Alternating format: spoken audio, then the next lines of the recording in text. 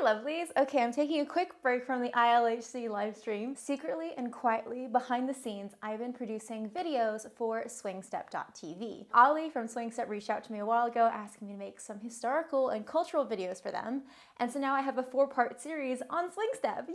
Yay! And it's free. You can go watch it now. All you have to do is register and it's on their website and you can go watch it. It's just free. It's free, excellent content ready for you. And it was so wonderful to be able to make this with the team, mostly because I had people I could talk to and just be like, hey, help me come up with video ideas. Okay, can you read the script? Is it boring? Or like, oh, I did a whole bunch of research. I don't know what's interesting. Please, can you tell me what is interesting about the stuff that I've researched? Please help me. I need help. And to give you a taste of some of the stuff we've put together, I did a little poll on Patreon and I asked my patrons which of the 4 videos I should put here on the YouTubes for everybody to see. And they picked dancers and musicians. Without further ado, actually, no, wait, one quick further ado. I mentioned Billy Strayhorn in this video and I completely failed to mention that he was gay. I completely missed the mark on that and that's on me. I do not want to contribute to the erasure of people of the LGBTQIA+ community, as I am part of that community. And if you would like to see the rest of the series, I talk about social dancing through the ages, comparing different ballrooms. I talk about the myth behind the revival and like bust that open a little bit. I talk about the origins of Lindy Hop, like dissecting it like it's a superhero origin story and figuring out where the name comes from. And finally, what else did I talk about? Oh no, that's all of them. And then musicians and dancers, which you're gonna see now. I'm still chatting with Swingstep TV, so there might be more content like this coming your way. But I really hope you enjoyed the first episode, and I hope you again go to Swingstep TV to see the rest of them, because I worked really, really hard on them. It's why I haven't been doing historical videos on this channel, because there's so much research for these ones. But have a great day. Enjoy the ILHC live stream if you're watching it along. Say hi to me in the chat, and yeah. Ciao for now. Today we're going to be looking at how musicians and dancers interact with each other.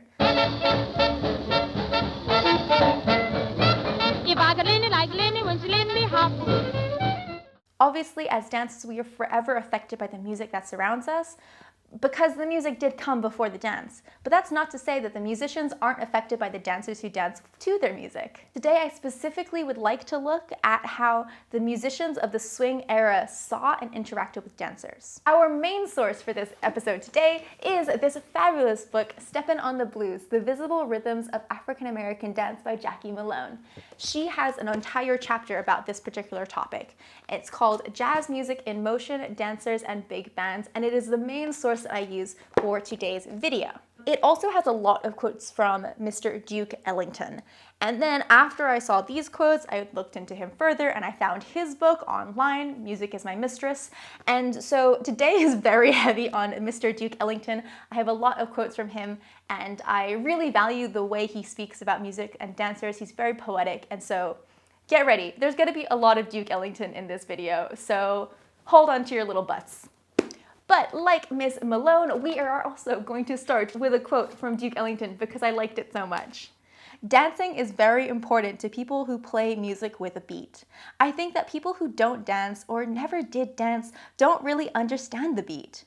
I know musicians who don't dance and never did dance, and they have difficulty communicating. We often hear about the best musicians being those who actually do dance themselves, because then they understand what, as dancers, we value in music, and I think this quote speaks to that. There's also this sense of joy and excitement when somebody like Jonathan Stout puts down their guitar to get off the stage and just jump into that jam circle. It's just such a magical experience to have these musicians kind of cross that threshold between dancer and musician and join us on the floor. But it's not just modern musicians who would take over the stage to dance. Dizzy Gillespie was known to start dancing on tour with his vocalists Sarah Vaughan and Ella Fitzgerald. We used to take the floor over, yeah, do the Lindy Hop because we could do it. Yeah, we'd dance like mad together. We'd go and do the old Savoy steps. Can you imagine how cool it would have been to see a Dizzy Gillespie show where all of a sudden he grabs Ella Fitzgerald and then they're swinging out on the stage? That would have been incredible to see, and I'm so sad I can't find any footage of it. But some musicians even made it part of their act to be dancers. Think of somebody like Cab Calloway, who was just as much a dancer as he was a musician. It was part of his performance. And he was so good at it, he was even in Betty Boop cartoons. People would take his dancing and rotoscope it to turn him into larger-than-life animations.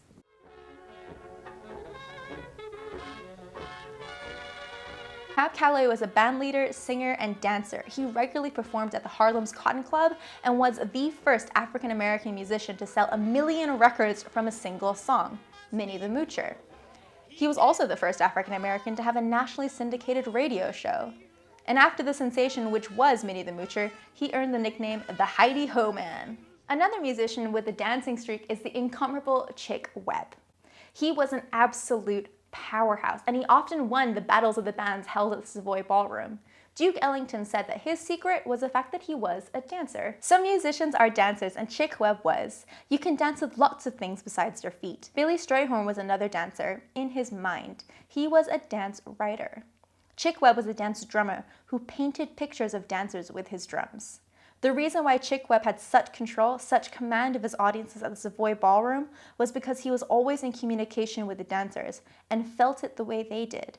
And that's the biggest reason why he could cut all the other bands that went in there. This idea of feeling the music the same way the dancers do, having this connection, this conversation with the dancers while performing on stage at the Savoy is one of the reasons why Chick Webb completely destroyed Battle of the Bands, because it was based off who could get the dancers going, who could get all the dancers on the floor.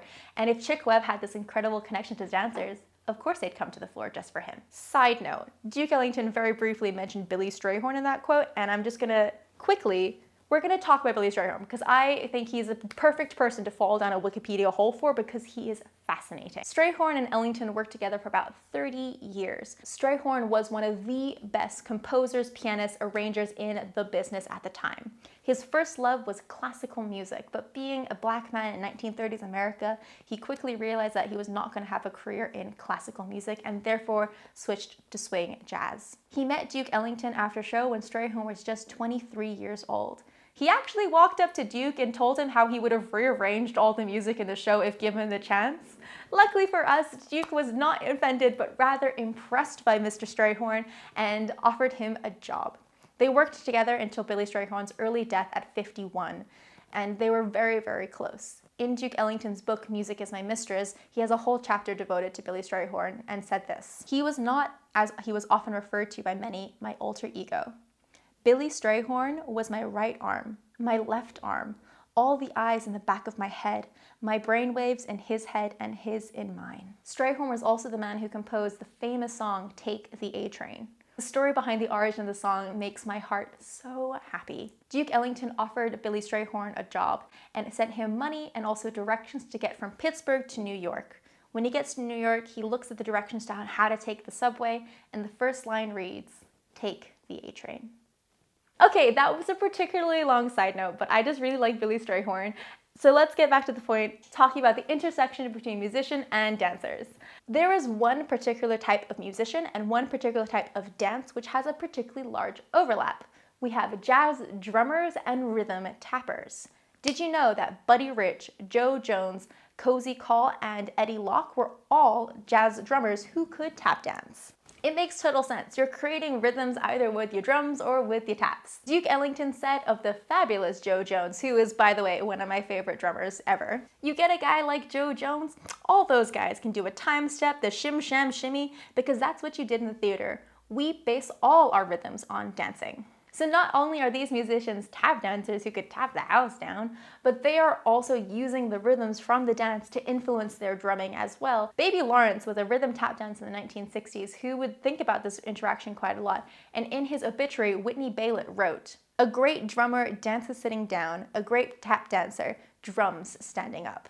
Another way in which musicians and dancers would often interact was when they would go on tour or perform together. From the days of the vaudeville circuits where people like the Whitman sisters would bring on acts like Count Basie, to the residencies that artists like Norma Miller and Cab Calloway would do in the 1960s. It was very common for musicians to bring dancers along on tour or for dancers to hire musicians to come on tour with them as well. Andy Kirk, the band leader for the 12 Clouds of Joy from Kansas, would often play at the Harlem's Apollo for Bill Robinson, but you might know him better as Bo Jangles, who incidentally also got his start with the Whitman sisters. I really like the Whitman sisters. But he said of playing at the Apollo for Mr. Bojangles, "Playing the Apollo was different from playing a dance hall, because in the dance hall, the dancers had to dance to your music.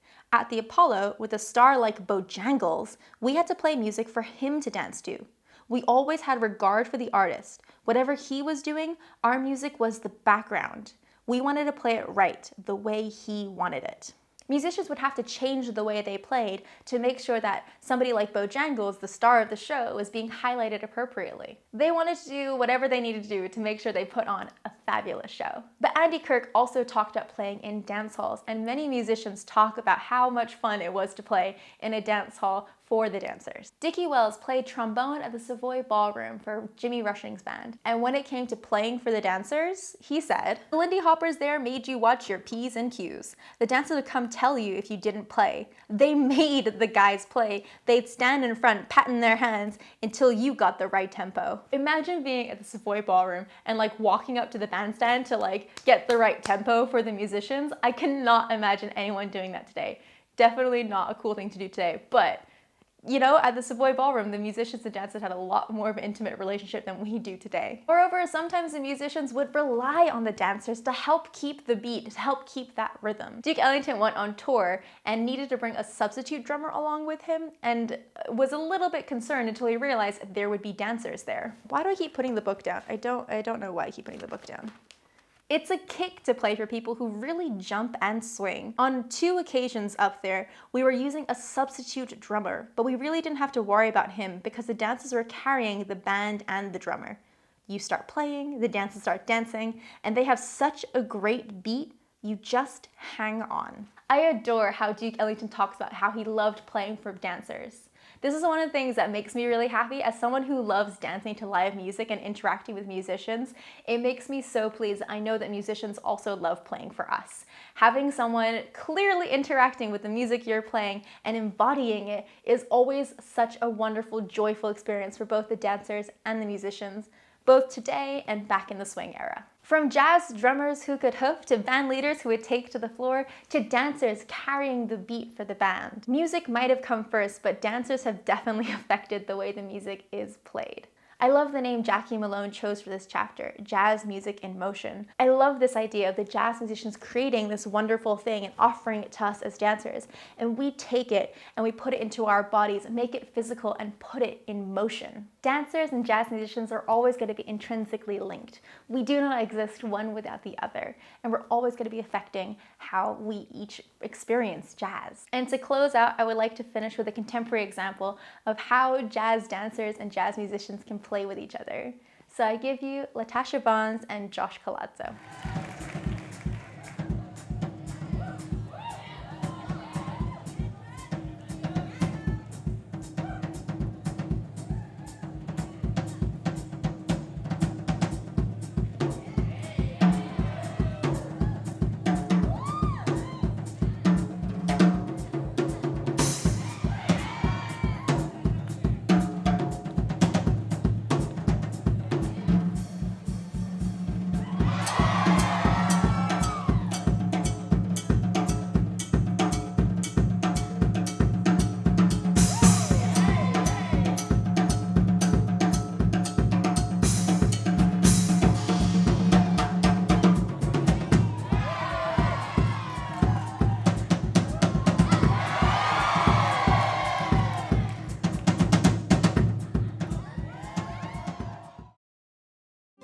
Another musician with a dancing streak is the inimitable.